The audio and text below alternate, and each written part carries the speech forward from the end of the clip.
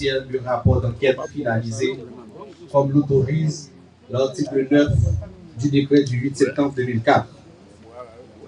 C'est justement un exercice particulièrement pertinent à un moment où la lutte contre la corruption et l'exigence de transparence deviennent des solutions contre tout agent public qui patauge dans cette pratique de corruption.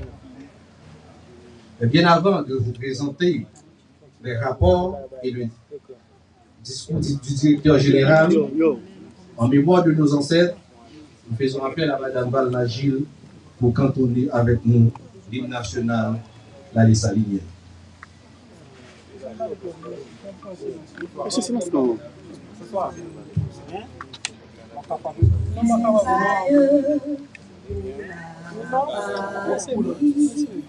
Ô Dieu des preuves, ô Dieu des preuves, sous ta donne infinie, quand nous doit notre vie. Ô Dieu des preuves, ô Dieu des preuves pour les aïeux, pour la patrie. Oh Dieu, oh Dieu, oh Dieu des preuves, pour les aïeux, pour la patrie. Merci. Depuis sa prise de fonction, l'actuel directeur général de l'UNCC, sous son leadership, à travers les enquêteurs, ne cesse de mettre en lumière divers actes de corruption qui gangrènent l'administration publique. En conséquence, de 2020 à aujourd'hui, il a déjà transmis 50 rapports d'enquête finalisés à la justice contre des faits avérés de corruption. En ce sens, nous invitons le premier des enquêteurs, Hans-Jacques Joseph, dans ses propos de circonstance.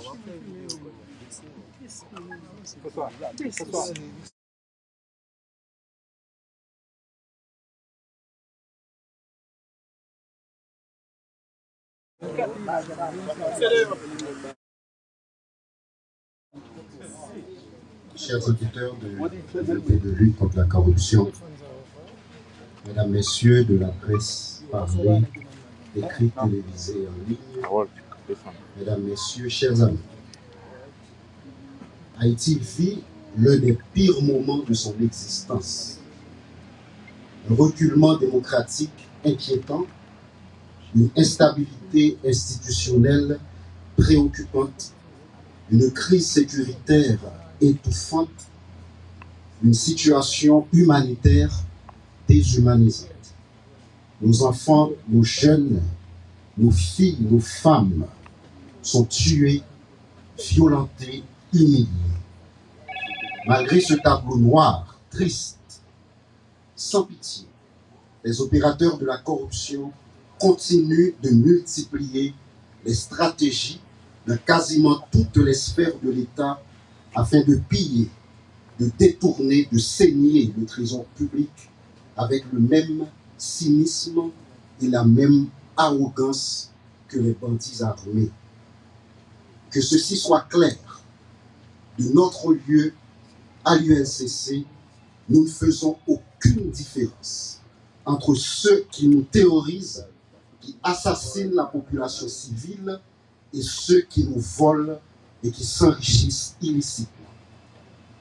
Aujourd'hui encore, l'unité de lutte contre la corruption, cet organisme transformé et vivifié, assumant avec courage et impartialité son rôle, droit dans ses bottes en tant maître et comme de fait, mais devant leurs responsabilités des agents publics, des hauts fonctionnaires qui ont porté atteinte à la probité, à l'éthique, en commettant sciemment des actes de corruption.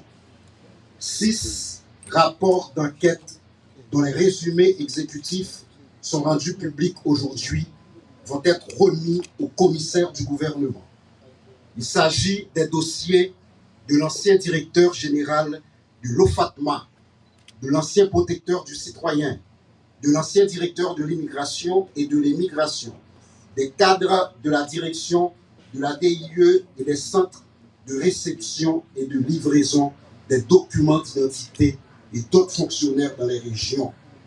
Ils sont reprochés des infractions de détournement de biens publics, d'abus de fonction, de passation illégale de marchés publics, de prise illégale d'intérêt, d'entrave au bon fonctionnement de la justice, de concussion, de favoritisme, d'association de malfaiteurs, de faux et usage de faux en écriture publique et d'usurpation de titres. Ces faits graves qui contreviennent aux valeurs sociales protégées ont été minutieusement documentés par nos enquêteurs aguerris, professionnels et compétents.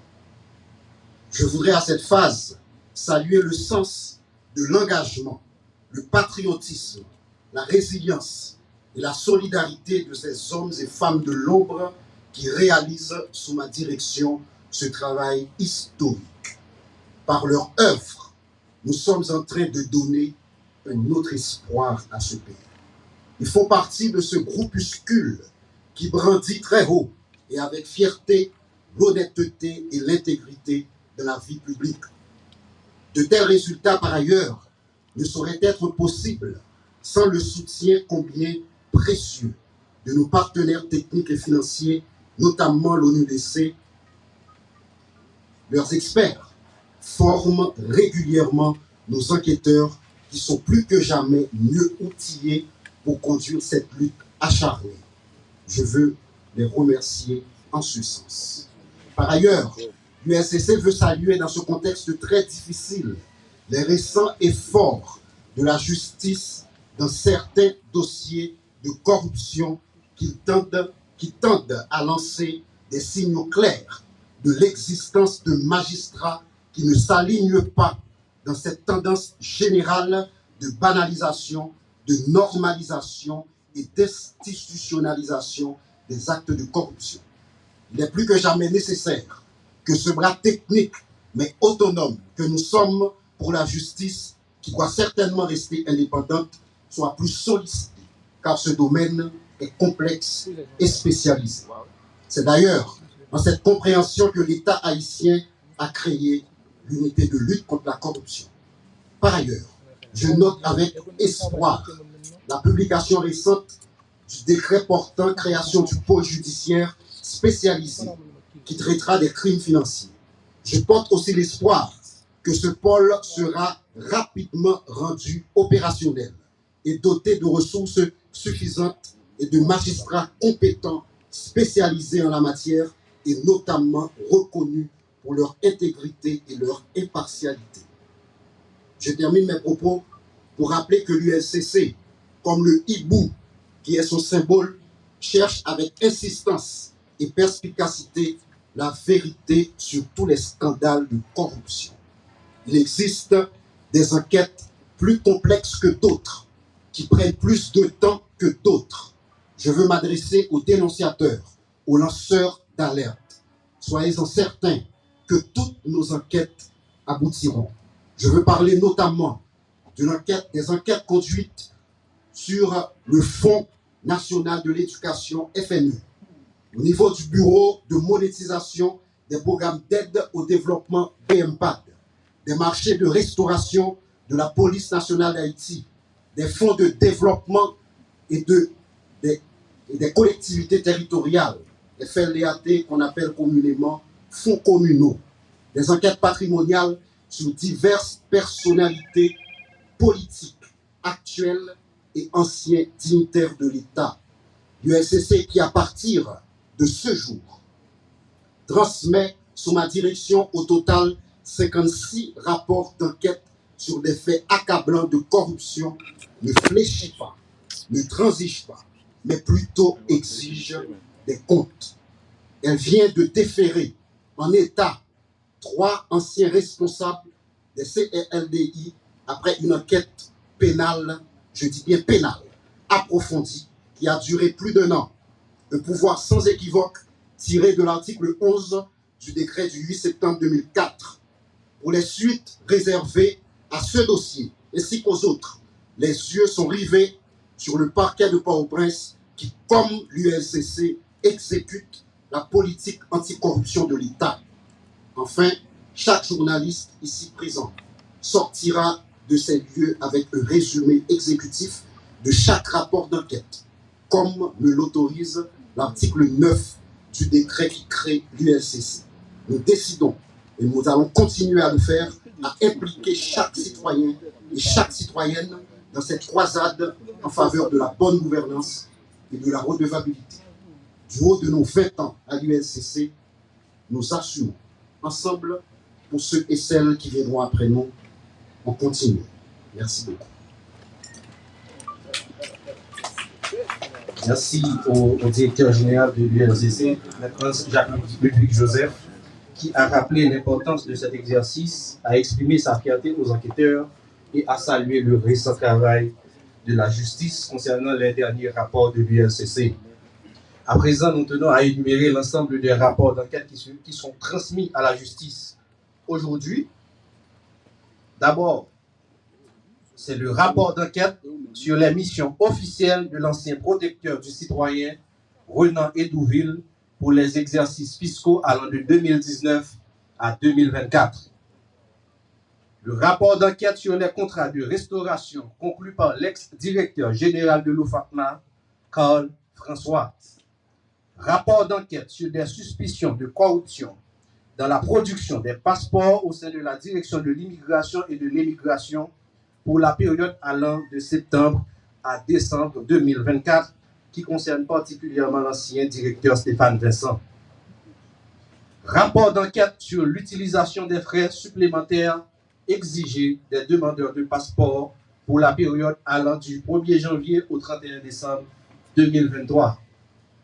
Et les deux autres rapports sont des rapports régionaux. C'est le rapport d'enquête sur les allégations de corruption faites à l'encontre de certains employés et cadres du centre de réception et de livraison de documents d'identité de Saint-Marc. Et enfin, le rapport d'enquête concernant le chef du service de l'enregistrement et des opérations domaniales à la direction départementale des impôts du centre DDIC, Gerline Joseph.